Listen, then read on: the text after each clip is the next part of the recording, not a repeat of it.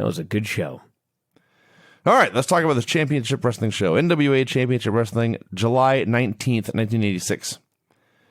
Still on tour with the Bash, so we were not in the studio this week. We were in Columbia, South Carolina, where Tony Schiavone and David Crockett were ringside, and Bob Caudle and Jim Cornette were handling interviews in the back. I love that their ringside setup is they're sitting in chairs in front of a desk, and they're both holding handheld mics. Yes. Didn't even have headsets. No. Like a real sport. They're holding their wacky Price is Right long-ass mics, talking into it and doing commentary. Whatever works for you. I guess so. You know what did not work for me? Don Kernodle versus Golden Terror. Now would be a good time to mention that over the last couple of weeks, they've had a lot of meetings regarding the draft. If you did not listen to today's Observer Live, or you've not been at WWE.com or our website, all of the rules of the draft have been posted. Who gets the first pick? Raw gets 3 picks for every 2 SmackDown picks because the show is longer. All of this other rigmarole. Still stuff that has not been announced, which probably means it hasn't been decided, such as what's going on with the announcers. Are there going to be 2 women's titles? Seems to be. Anyway, one of the things talked about is we're splitting up these rosters, and they announced that there will be 6 NXT call-ups. Mm-hmm. That's not a lot. We're taking a full roster, and we're cutting it in half, and we're adding 3 people to each side. Less than half. Raw's getting 60% plus 3. SmackDown is getting 40% plus 3, or whatever. No, you're right. So anyway, I'm talking about doing squash matches again. And we're not talking about the squash match where the social outcasts are dressed as the presidents on the 4th of July for a one-move bullshit thing. We're talking about local talent will show up, and they will go in the ring, and the superstars will do all of their moves, beat the shit out of them, and that'll be that. You're probably going to see more squash matches on these shows. Good. I hope so. I hope it's good. But anyway, the point of this is, this match was Don Kernodle and the Golden Terror, and the fucking fans were into it. In what universe was I living in here? It was odd. It was not just odd. Let me tell you something. David Crockett at one point, they went on and on and on and on and on and on and on, the wrestlers. And Tony starts talking about how Kernodle is winded. He's getting tired. And he keeps saying this over and over. And I'm like, well, in the fucking match then, if the guy's tired. So they do a backslide, and the ref won't count. This is where I lost my mind. This motherfucking ref wouldn't count because the fucker's legs were in the ropes. I'm just like, finish this match. So the match goes on, and Tony Schiavone then screams, both men won't give in. They keep kicking out, David. And David says, nothing. Because I think David Crockett, the biggest fan in the history of wrestling, fell asleep during this fucking match. I have no other explanation for it. 10 seconds of dead silence. Yeah, they went... It's not enough that they went forever. There was no signs of even building to a finish. This was an eternity of the middle of a match. And in fact, it was joined in progress. So I can't tell you how long this actually went, but I can tell you the bell rang to end the match 10 minutes and 30 seconds into the show, which means the match went at least 11 minutes. And somehow these fans were totally into it. Golden Terror, who never, ever, ever gets offense except this match, and Don Kernodle, who sometimes gets offense but never actually wins in 1986. But the fans were totally into this match. It sucked. It was long. It was boring. Kernodle won with a horrible clothesline. I will say there was a spot here I don't think I've ever seen where Terror is on offense, and he grabs Kernodle by the head, and he hits a headbutt, and he lets go, and he teeters backwards, and he falls to his back. I've seen this before. Usually with Samoans. Maybe that's why it's caught me off guard, because I haven't seen anyone do it to a white wrestler before. But Samoans, you headbutt a Samoan, you sell. I've seen guys sell. I've never seen anyone do the Nestea plunge like this. So anyway, Don Kernodle won a horrible match that went forever and ever and ever. Jim Cornette cut a promo about how big and bad Big Bubba was. How Dusty Rhodes had learned this firsthand. He's going to learn it even more in the future. I was distracted. I could not focus on what Jim Cornette was saying because I was captivated by Bob Caudle's comb over. It wasn't just his comb over, although that was astonishing. Cornette is burying everybody. He buries everybody, including Baby Doll, calling her ugly and fat and whatever he's calling her. And as he is burying all of the baby faces, Bob Caudle cannot help himself. He's laughing. Yes. He's howling with laughter at Jim Cornette. I remember way back in the 80s, and I used to watch primetime wrestling. And you had Bobby Heenan and Gorilla Monsoon. They would do their comedy bit. And Bobby was funny. And I thought, man, he's a bad guy. I think he's funny. But all the other fans, they must surely hate Bobby Heenan.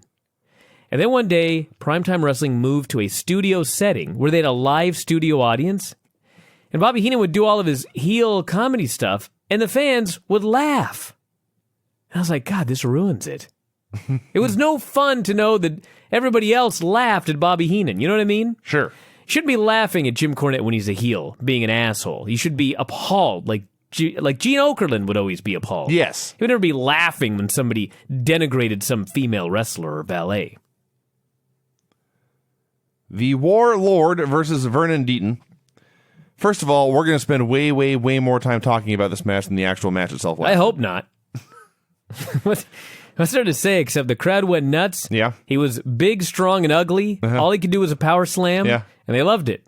They It was fucking absolutely horrible. loved it. It was god-awful. We haven't even talked about his music yet. This is not music to fight to, or to lord over a war to. This is music for a soothing Sunday drive, or maybe a nice time out on a boat. It's very relaxing, soothing music for the Warlord as he went into combat.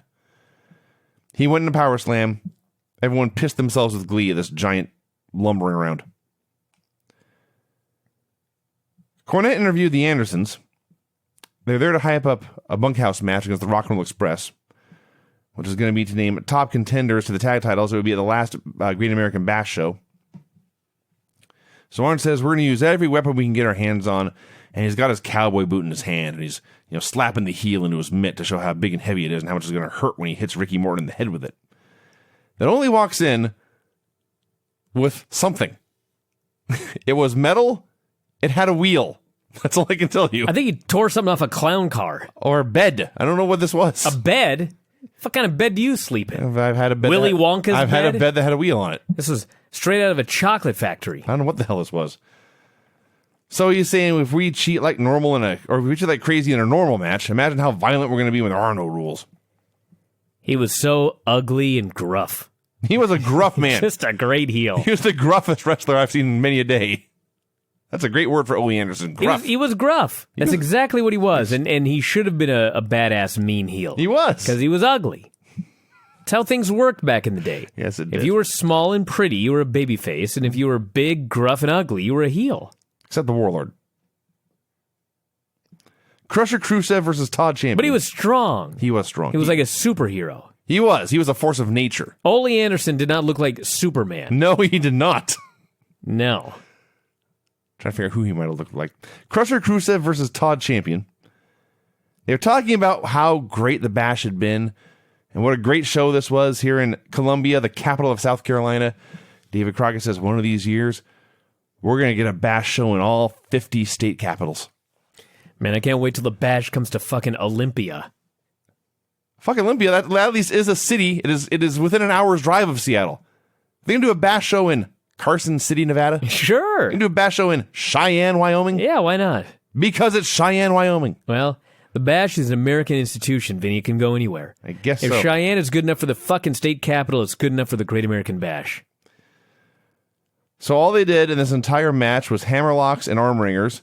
And somehow, A, the crowd was going crazy for everything they did, and B, both men were just totally drenched in sweat. This is when I determined that this building must be 1,000 degrees, because they're doing nothing, and they're dripping with sweat. It went on forever, not as long as the Don Kernodle match. But they're a fucking commercial. Yeah. Couldn't even believe it. It was boring, though not as boring as the Don Kernodle match. And Khrushchev won with a terrible sickle. Ugh. Put the sick in sickle. It's- I was sick when I watched this match and finish. This show has replays, which is good because I almost nodded off before this finished. I had no idea how he won. Caudle interviewed Dusty Rhodes and Baby Doll. Thank God he was here.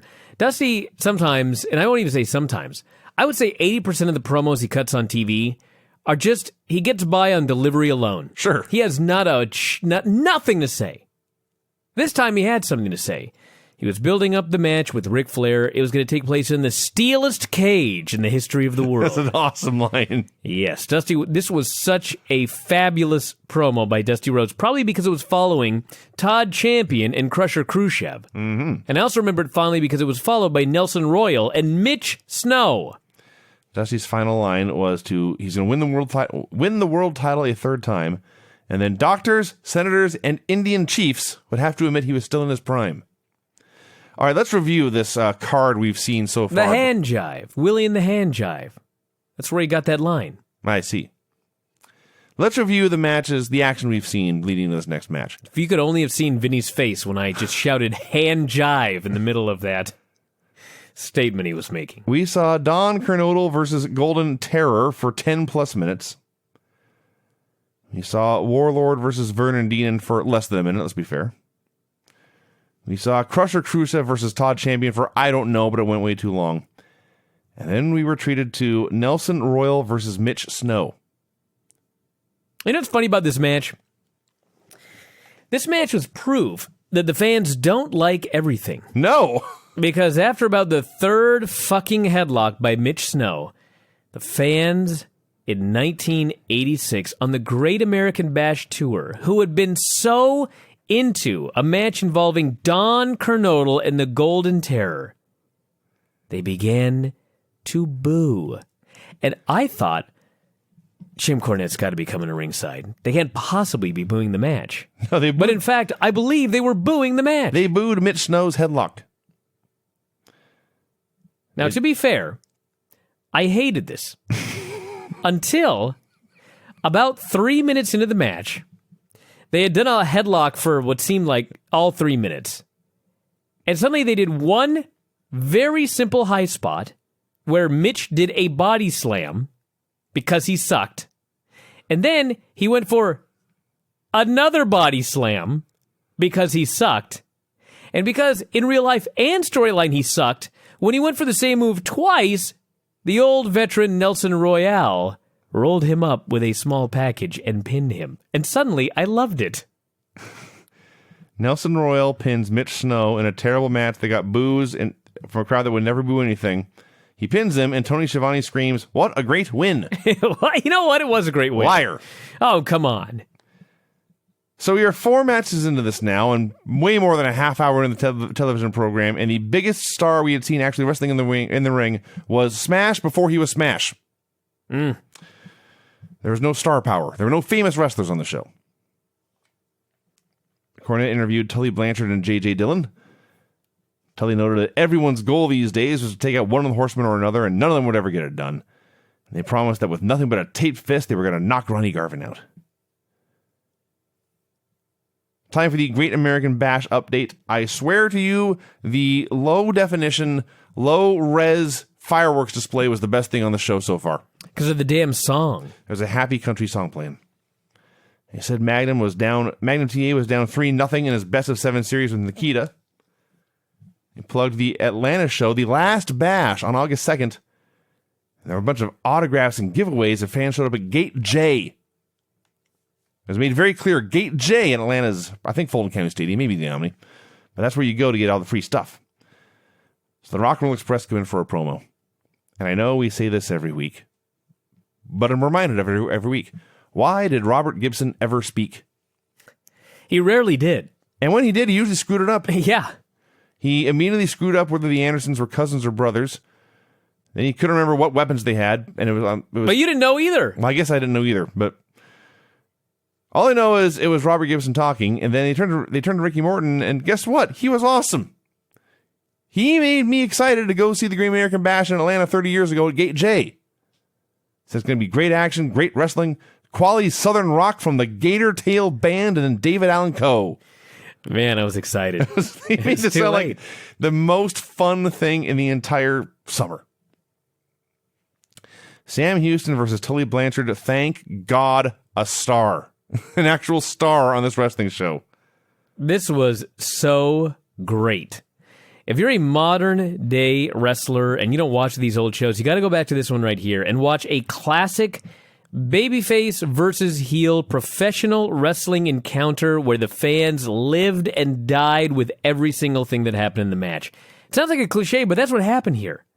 These fans went crazy when Sam Houston bounced Tully all over the place like a ping pong ball.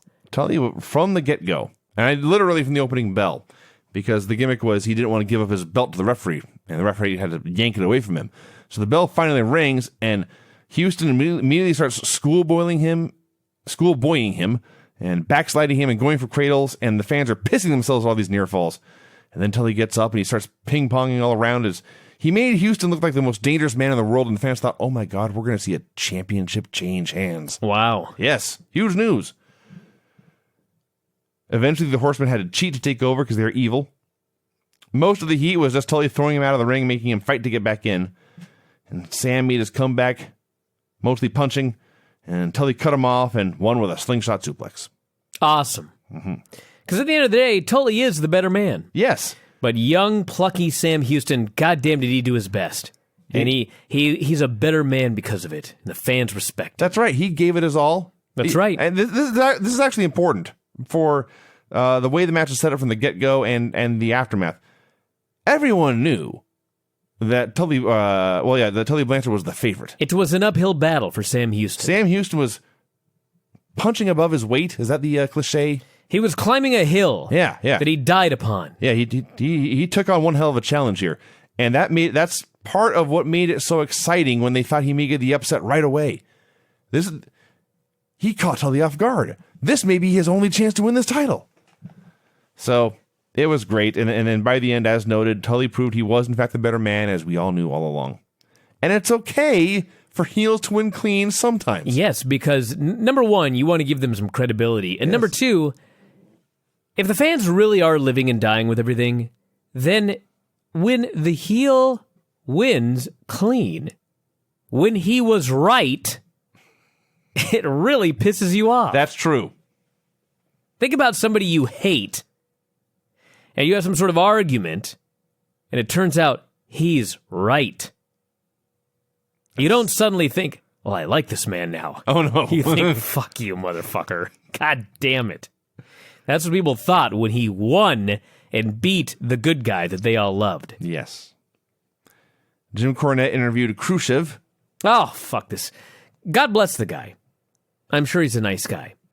But as we talked about before, Nikita, and granted, he is a Russian sympathizer, Vinny, not an American sympathizer. You kept saying that the other day. Did I? Yeah, My he's bad. a Russian sympathizer. He's an American who sympathizes with the Russians. Exactly.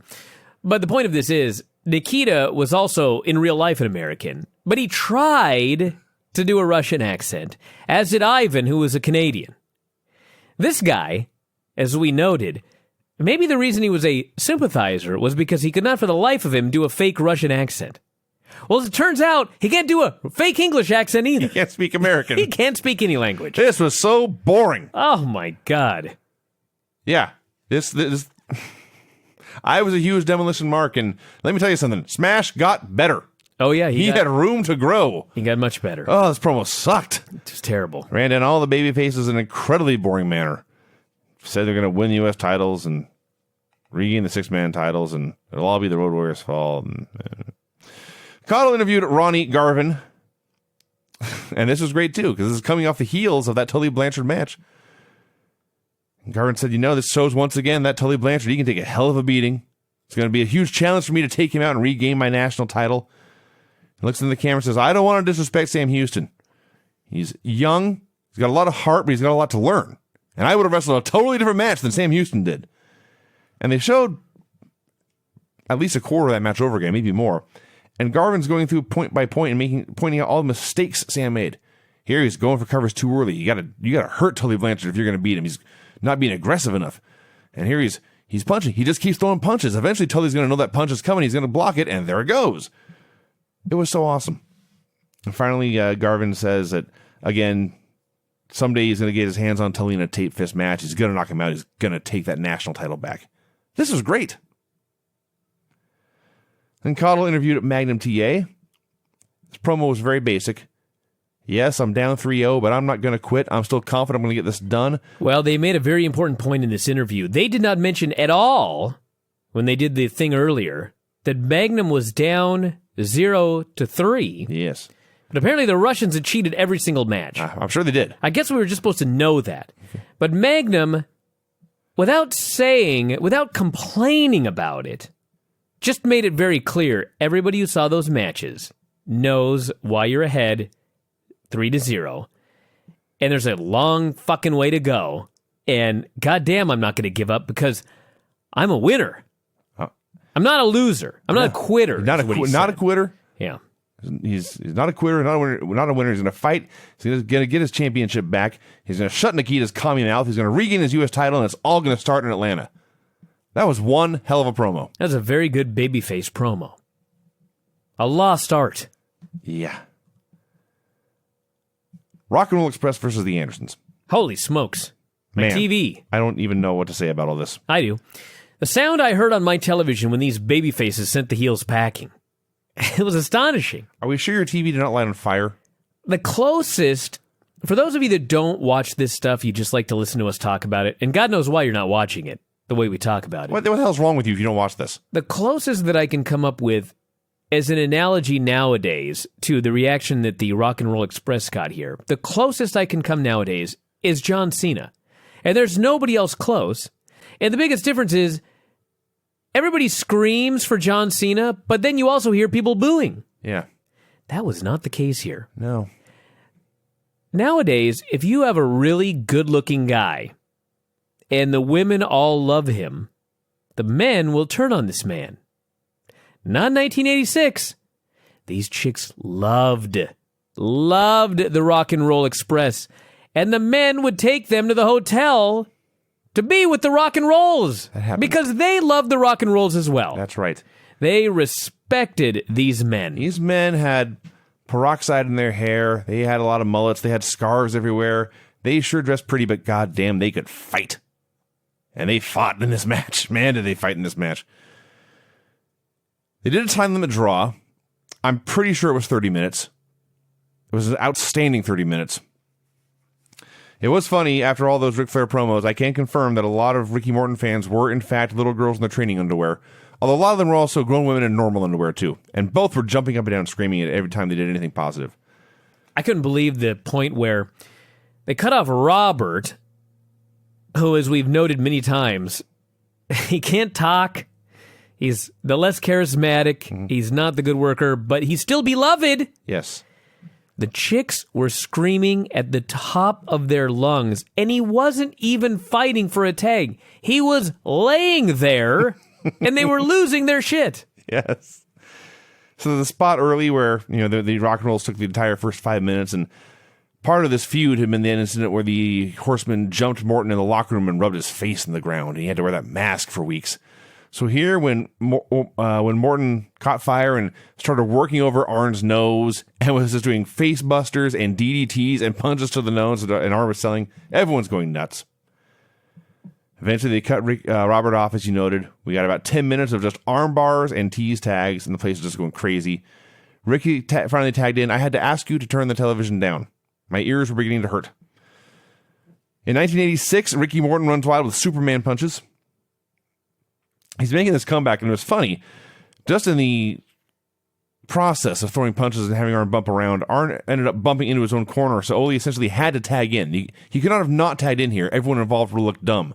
So Ole tags in, and Morton just beats his ass too. Who cares? Whatever. And then they just started the match over. And Rock and Roll started taking Ole apart, doing double teams and leg holds.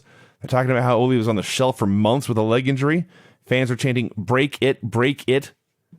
And that got me to thinking, can you imagine if Pentagon Jr. had been around in this company in the 1980s? That would have been weird. They even started cheating and fighting fire with fire, and the crowd loved that. And then finally, Ricky Morton got cut off again, and then it was just 10 minutes of let's break this fucker's nose a second time. I loved it because the unreal fury when the heels stepped on Ricky's face. Can you imagine? They stepped on this man's face and tried to break his nose a second time. I can't believe nobody jumped the rail and tried to get into the ring and go after these fuckers. Ricky put him in an Indian deathlock. Yes. And I don't remember who it was. Maybe it was Ole. I think it was definitely Ole. Ole's kind of struggling for the corner. He's not even selling like he may give up, but man, David Crockett is going haywire. Not now! They're about to go to commercial. Not now! He may submit! He's screaming at the top of his lungs, we can't go to commercial right now! And Tony calmly explains, if something happens during the break, we'll do a replay. Yes. And they go right to commercial. Yes. Come back, he hasn't submitted. No, in fact, they were winning by that point when they came back.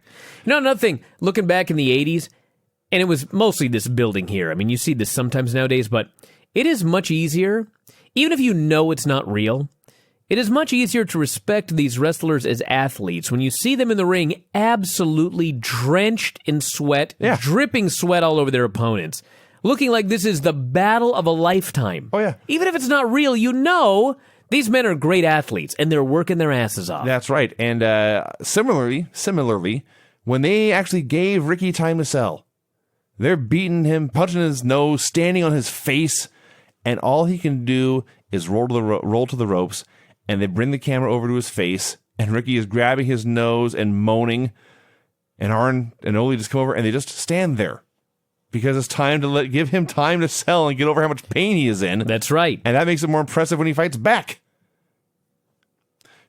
This used to be something we didn't have to explain. You know, that's true. This used to be standard. Now it's revolutionary. So the last few minutes were, I don't want to say a mess, but Gibson came in, I thought, without a tag, and then he just stayed in the ring and kept on wrestling. And he hooks a sleeper. Immediately the bell rings because the time limit was expired. Ricky puts a sleeper on Ole for good measure. And it was, in fact, a time limit draw. So there was no winner in this match. But 30 minutes and, let's say, 10 seconds into it, the Rock and Roll Express had both men trapped in rear naked chokes. And then when they let go, the Andersons were the ones lying on the mat trying to get their bearings while the Rock and Rolls were standing tall and strong. So the fans were happy, even though it was a draw. That is the key. Oh. It didn't matter that they didn't win. They won. Yeah. They laid the men out with their sleepers, and they had their hand raised. These fans left this building here in South Carolina knowing, I know in my heart the Rock and Roll Express were the better men than the Andersons. That's right. They did not get the win due to a technicality. Next time those Andersons are in trouble. And what a setup for this bunkhouse match. Oh, yeah. With the weird-looking pipe and whatever else. That rod was he had.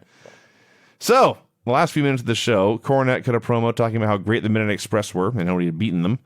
And then we had about 2 minutes of the Midnight Express versus Dusty Rhodes and Magnum TA. And those 2 minutes, by the way, here's all that happened. Dusty got in Big Bubba's face. They teased a Cornette baby doll fight. The Express started bumping around for Magnum punches and Dusty elbows and baby doll slaps. And they go to wrap up the show. And I don't know, a lot of people in wrestling in the 80s did a lot of drugs. I don't know if David Crockett was one of them. But it seemed as if he had been taking cocaine for 2 hours straight and it all hit him right here. He was very excited. He just screams, Tony, no, we gotta go. He was screaming at the top of his lungs. Wailing. That you were not going to get to see the rest of it. He was there. We, the fans, were being robbed, and he cannot tolerate this injustice. That's right. That's right. So, I wrote at the end here, it was an up and down show. That's not right. It was all up. No. It started down, No. and it went up. This is 1 hour of 0 and 1 hour of 10. I can't even say it was an average of 5. This was 2 different shows. Well, Vinny, like I said, we started out watching the prelims, and then later we got to see the main events. Yes. So it was all up.